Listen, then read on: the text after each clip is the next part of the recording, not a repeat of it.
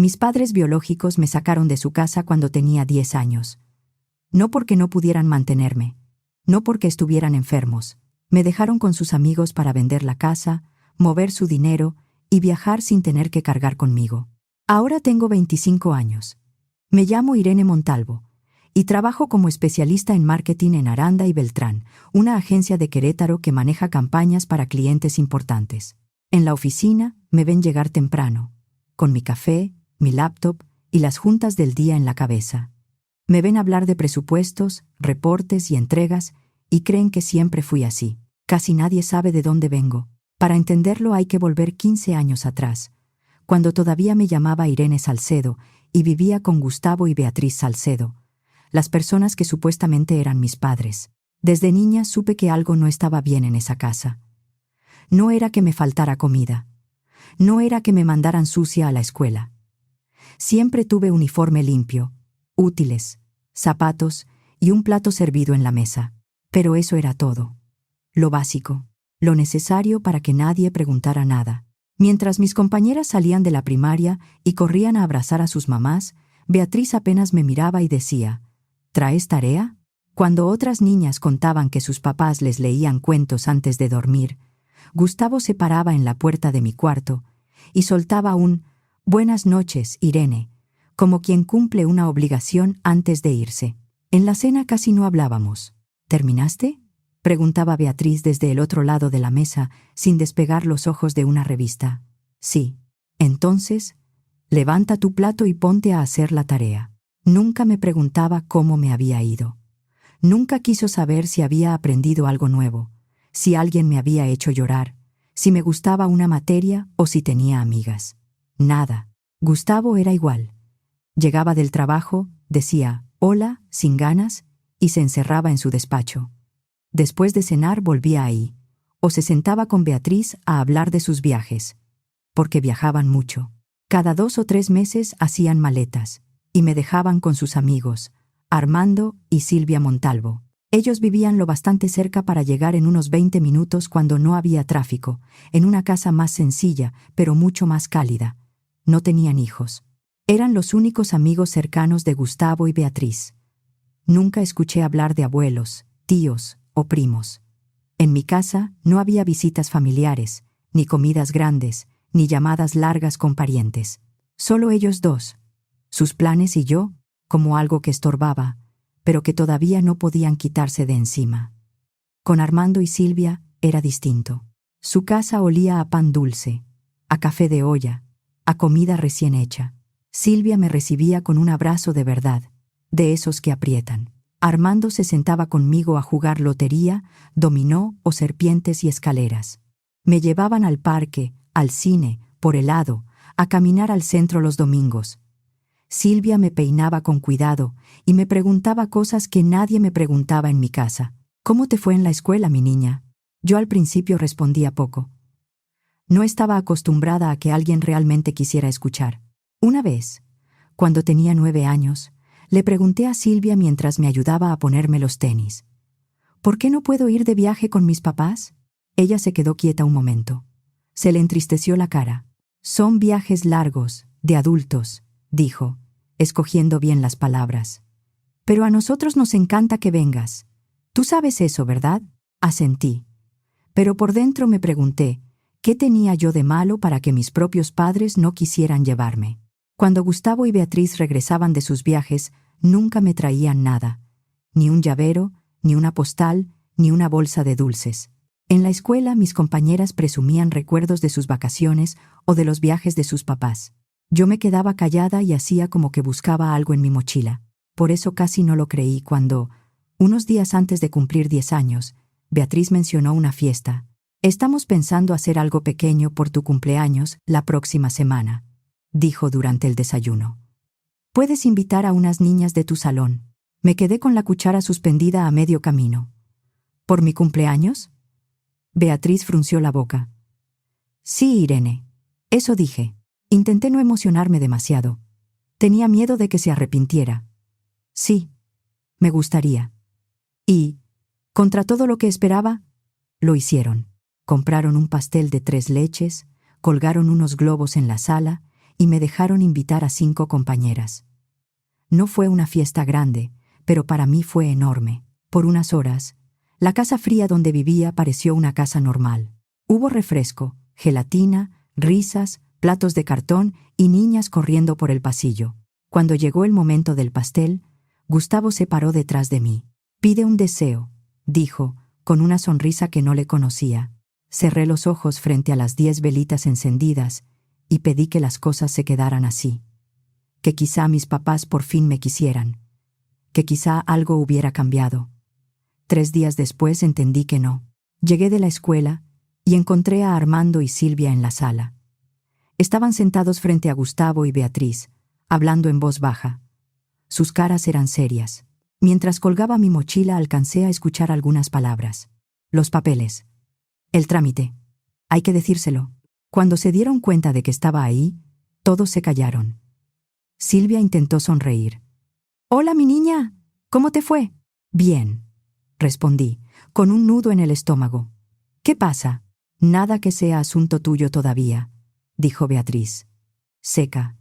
«Ve a hacer tu tarea». Unos días después, al volver de la escuela, encontré la respuesta en medio de la sala.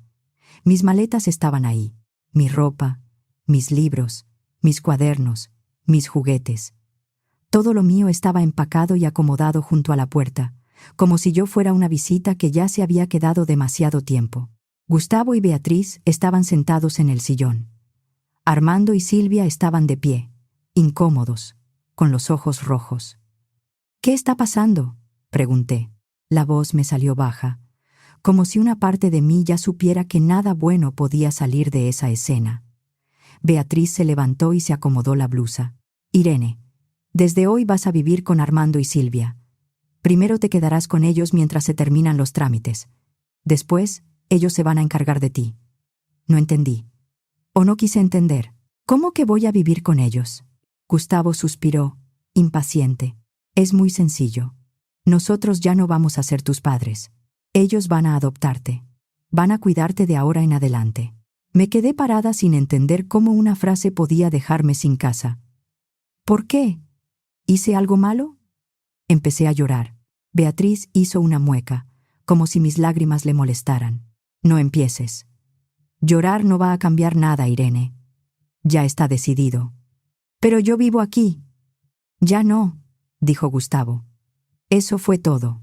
10 años de frialdad terminaron en una sala con mis maletas junto a la puerta, sin una explicación que una niña pudiera entender, sin un abrazo, sin una disculpa, sin siquiera fingir dolor. Armando me puso una mano en el hombro. Silvia tomó algunas bolsas. Yo lloré mientras me llevaban al coche. No miré hacia atrás. No quería saber si Gustavo y Beatriz me estaban viendo irme o si ya habían vuelto a hablar de sus planes. La casa de Armando y Silvia se sintió distinta esa noche. Yo había estado ahí muchas veces, pero nunca sabiendo que ya no iba a regresar a la otra casa. Silvia me llevó al cuarto de visitas, que desde ese día sería mi cuarto. Ya habían acomodado algunas de mis cosas. Mi cobija favorita estaba doblada sobre la cama. No me presionó para hablar, solo me dijo: «Estoy aquí, mi niña». Más tarde tocó la puerta y entró con una taza de chocolate caliente. Se sentó a mi lado en la cama, en silencio. Después de un rato logré preguntar lo que me estaba rompiendo por dentro. «¿Por qué no me quisieron?». Silvia respiró hondo. No me mintió, pero tampoco me soltó todo de golpe. Me explicó que Gustavo y Beatriz querían vender la casa, mover su dinero, viajar y empezar otra vida, que llevaban tiempo planeándolo, que habían hablado con Armando y con ella porque sabían que ellos me querían y no podían tener hijos. «Esto no fue culpa tuya», me dijo. «Nada de esto fue culpa tuya». Yo no entendía de inversiones, ni de trámites, ni de adultos que hacían planes como si una niña fuera una caja más en una mudanza. Pero entendí una cosa con claridad: yo no cabía en el futuro que Gustavo y Beatriz habían imaginado. «¿Ustedes también me van a dejar?», pregunté. Armando, que estaba en la puerta, entró y se sentó del otro lado de la cama. Silvia me tomó una mano. Él me tomó la otra. «Nunca», dijo Armando. «Tú eres nuestra hija, Irene. Nosotros sí te queremos aquí». Fue la primera vez en mi vida que sentí que alguien lo decía de verdad. El cambio no fue fácil. Tenía pesadillas. Despertaba sin saber dónde estaba. Me asustaba cuando alguien hablaba bajo en la sala. Me costaba creer que las cosas buenas no fueran temporales. También hubo trámites, citas, firmas, preguntas de una trabajadora social, papeles que yo no entendía, y adultos que hablaban con cuidado frente a mí. Durante meses, viví con miedo de que alguien cambiara de opinión y me regresara a una casa que ya ni siquiera existía para mí. Hasta que un día Armando y Silvia volvieron del juzgado, me abrazaron en la sala y me dijeron que legalmente también era su hija. Día a día, aprendí cómo se sentía tener padres de verdad. Silvia iba a las juntas de la escuela y sonreía orgullosa cuando las maestras hablaban bien de mí.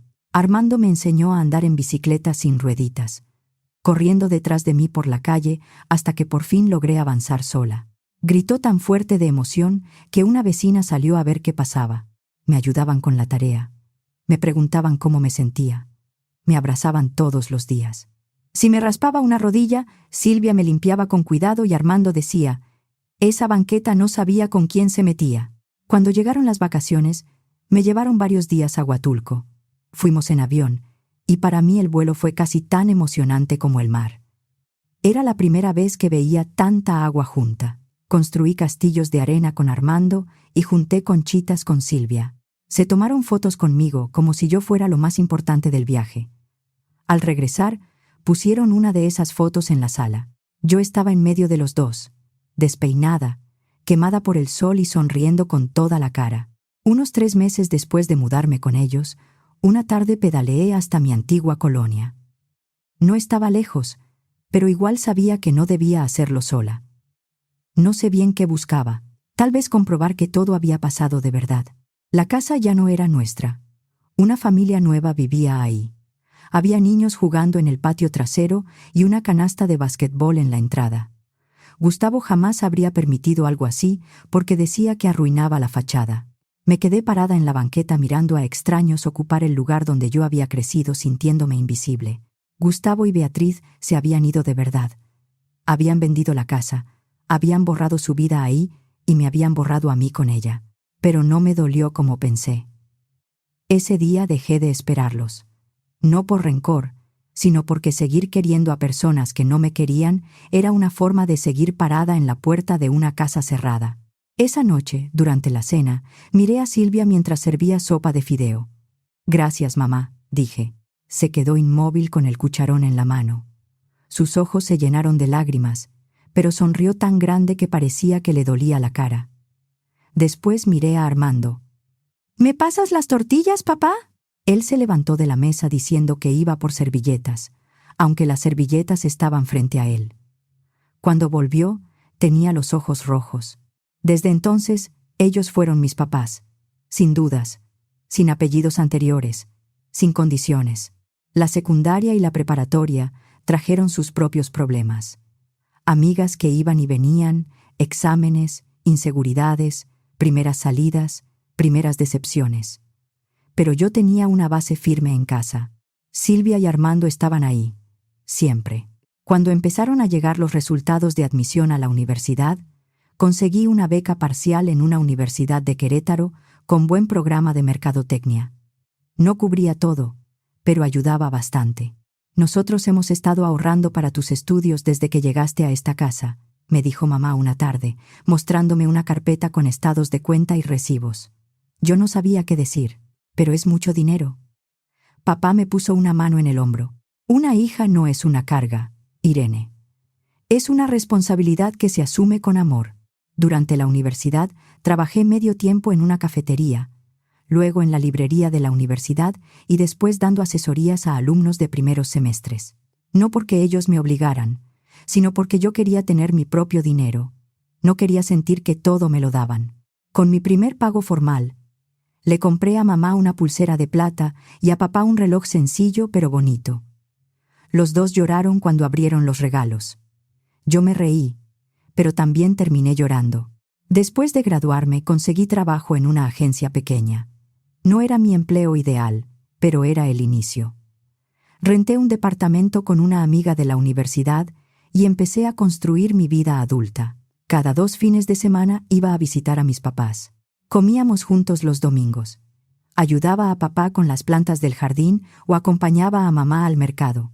Durante un tiempo, todo estuvo tranquilo. Me ascendieron al año siguiente. Salí con algunas personas, nada serio. Hablaba con mis papás 2 o 3 veces por semana, a veces solo para contarles que había comido tarde o que un cliente había pedido cambios imposibles. Era feliz. Ese martes, el teléfono sonó mientras preparaba una presentación para un cliente.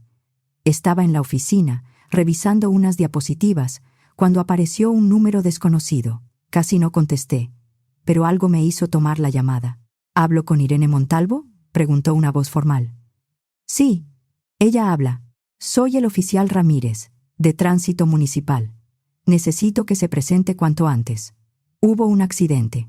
Me quedé sin aire y tuve que sentarme. Al principio no me quiso decir todo por teléfono. Solo me explicó lo suficiente para entender que era grave. Mis papás venían de hacer el mandado. Volvían a casa con bolsas de fruta, pan y café. Un camión de carga había invadido el carril contrario. Después me dijeron que, al parecer, el conductor se había quedado dormido. Más tarde, ya frente a las autoridades, escuché la frase que todavía me cuesta repetir. Murieron al instante, me dijeron, como si eso pudiera aliviar algo. No recuerdo bien el resto del día. Sé que mi jefa me llevó a mi departamento porque yo no podía dejar de temblar. Sé que metí ropa en una maleta sin pensar. Sé que manejé hasta la casa de mis papás como en automático. La casa estaba como la habían dejado esa mañana. El correo sobre la mesa. Un crucigrama a medias en la sala. 2 tazas en el fregadero. Las llaves de mamá en el platito de la entrada. Los lentes de papá junto al sillón. Se habían ido así, de un momento a otro. Los únicos padres que de verdad me habían amado. Los días siguientes fueron una lista de cosas imposibles.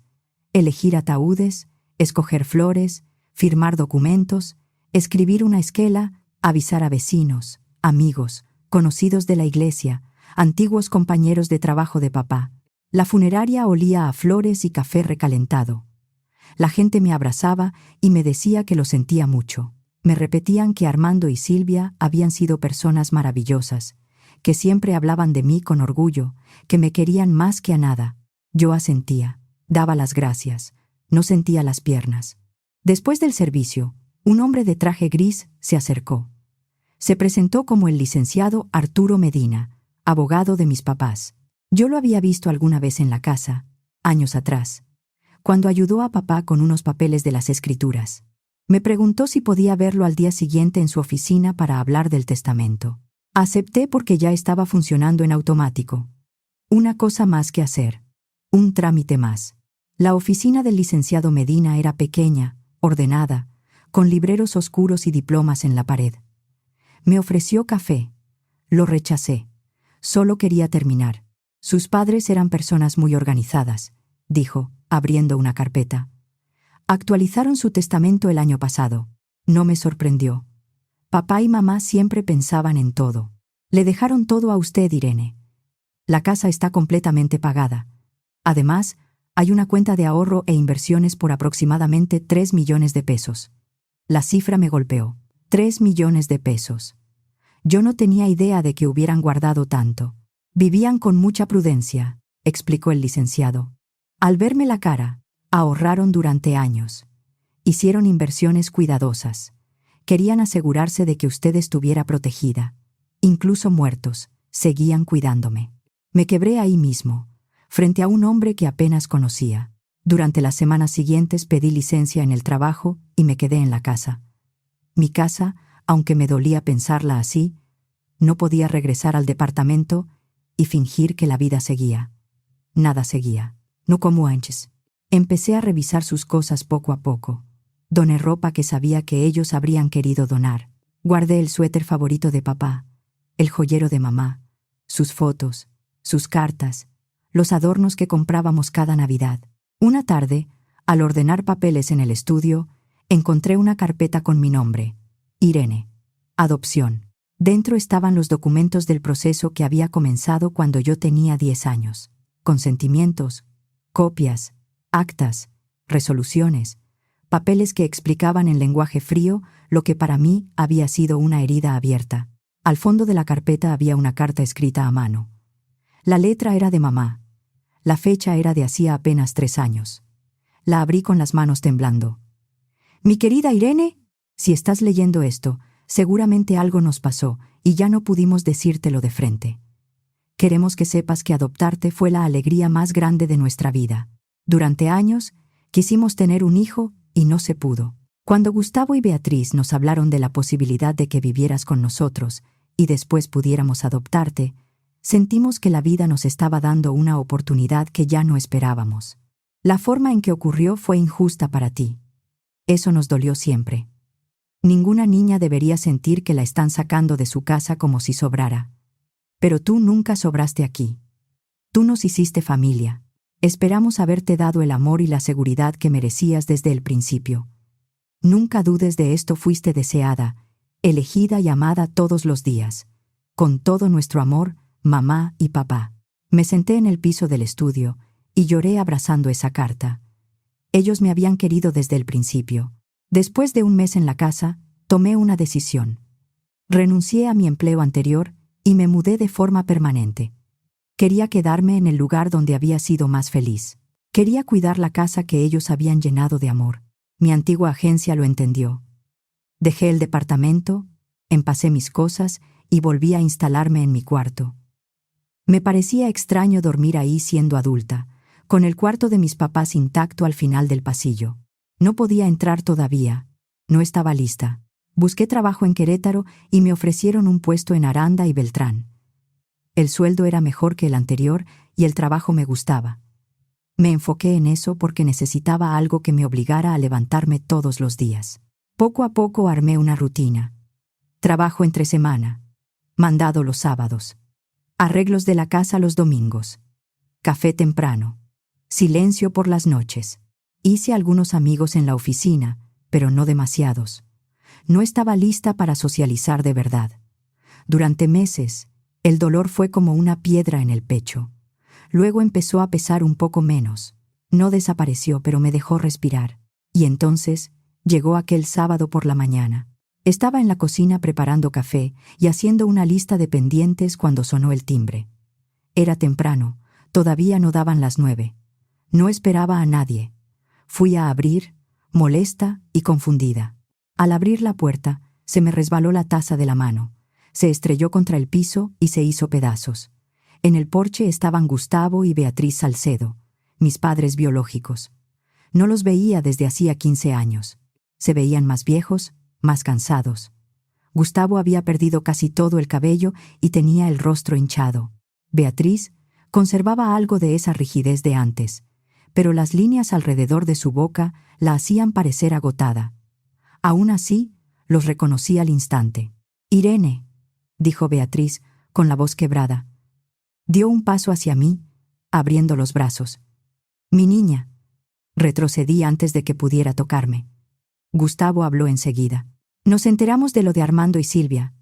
Lo sentimos muchísimo, hija. Vinimos en cuanto pudimos». En cuanto pudieron. Habían pasado 4 meses desde el funeral, y «hija» era una palabra que Gustavo casi nunca había usado conmigo cuando yo era niña. «¿Qué hacen aquí?», pregunté. Mi voz salió baja pero firme. «Queríamos verte», dijo Beatriz, con lágrimas en los ojos. «Saber cómo estabas. Hemos pensado mucho en ti». Intentaron acercarse a la entrada, pero bloqueé la puerta con mi cuerpo. No iban a entrar a esa casa. No a la casa que mis verdaderos papás habían construido para mí. «¿Qué quieren?», pregunté.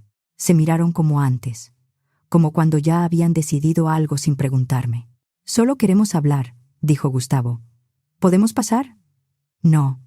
Beatriz apretó los labios.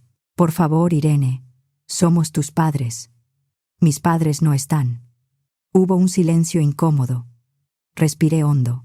«Los veo en 1 hora en la cafetería de la esquina. Ahí hablamos». No les gustó, pero aceptaron. Cuando se dieron la vuelta para irse, vi algo que no había notado al abrir. Traían maletas.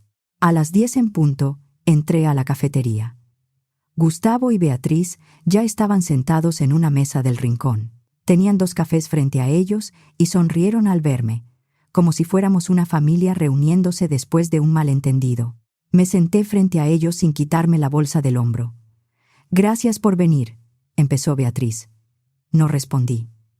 Gustavo se aclaró la garganta. Nos enteramos de la tragedia. Armando y Silvia eran buenas personas. Eran los mejores padres que pude tener, dije. Beatriz bajó la mirada. Sí, claro. Por eso pensamos que debías estar destrozada. Sola en esa casa, con tanto que resolver.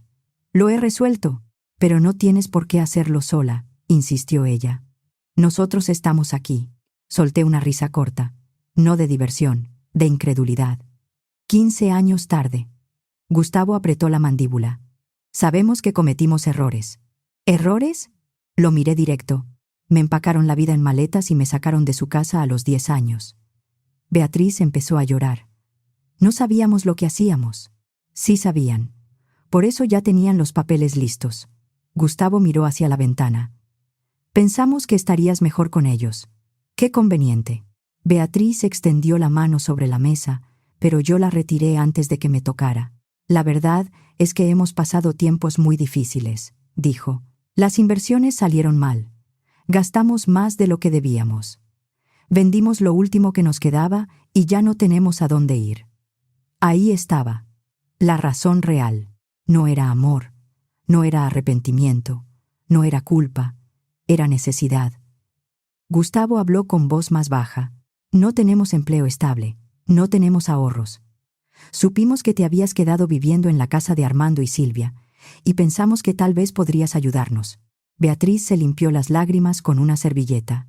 Solo sería por un tiempo. Una habitación. Mientras nos levantamos. ¿Cómo supieron dónde vivía? Ninguno contestó de inmediato.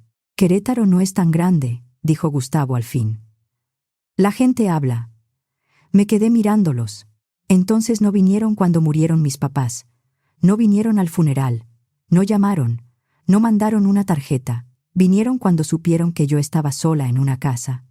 Beatriz negó con la cabeza, llorando más fuerte. No lo digas así.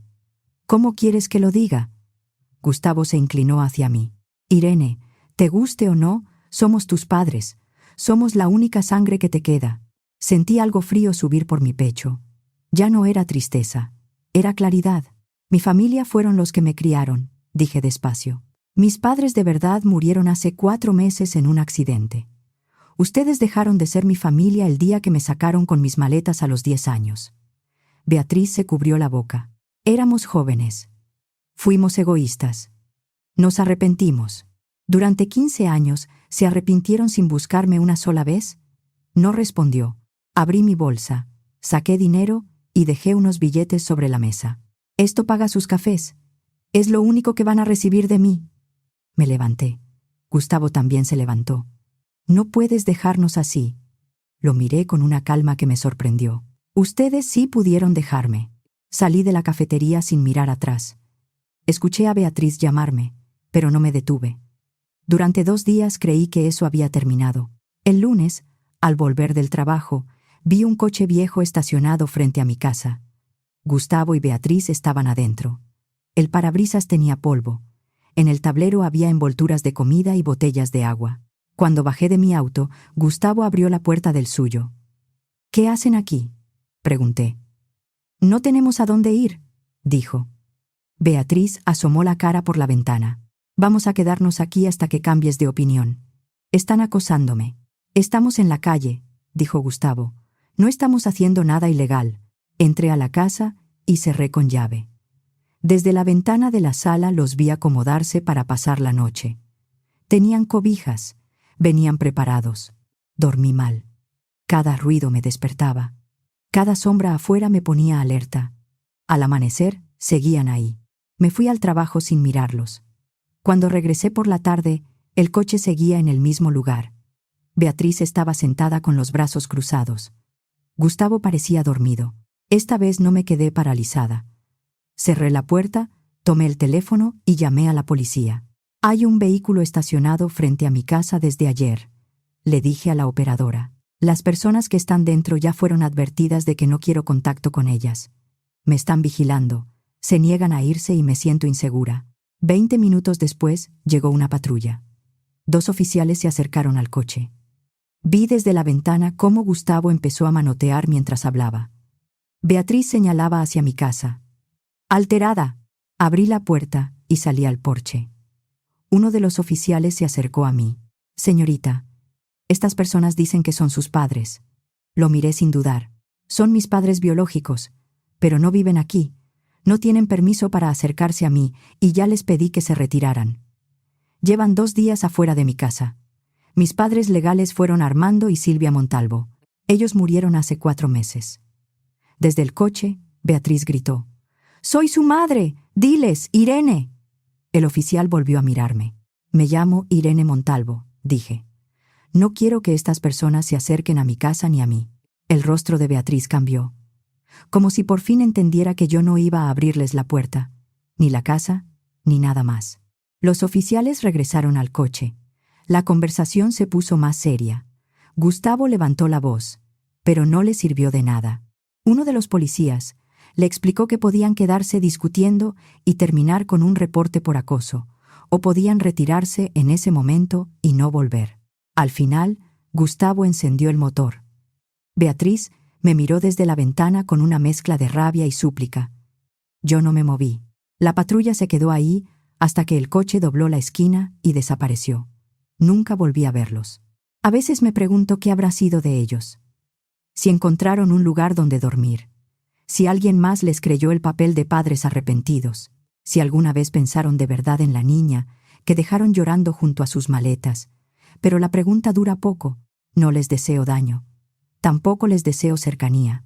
Gustavo y Beatriz no me perdieron por accidente. Me dejaron ir con plena conciencia. Y volvieron solo cuando pensaron que podían recibir algo. Armando y Silvia, en cambio, me eligieron cuando yo no tenía nada que ofrecer. Me dieron un cuarto, un apellido, una familia, una vida. Ellos no necesitaban explicarme el amor. Me lo demostraron en una junta escolar, en una sopa caliente, en una bicicleta sostenida por el asiento, en una carta guardada para cuando hiciera falta recordar la verdad. Sigo viviendo en su casa. Ya pude entrar a su cuarto. No cambié todo, pero abrí las ventanas, lavé las cortinas y guardé sus cosas con calma. En la sala sigue la foto de Huatulco, esa donde estoy en medio de ellos, despeinada y feliz. Trabajo mucho. Estoy construyendo mi carrera. A veces la casa se siente demasiado silenciosa, pero también se siente llena de ellos. De lo que me dieron. De lo que me dejaron. Algún día quizá forme mi propia familia. Y si eso pasa, quiero hacerlo como ellos me enseñaron, quedándome, estando, haciendo que nadie tenga que preguntarse, a los 10 años, si pertenece o no a la casa donde duerme,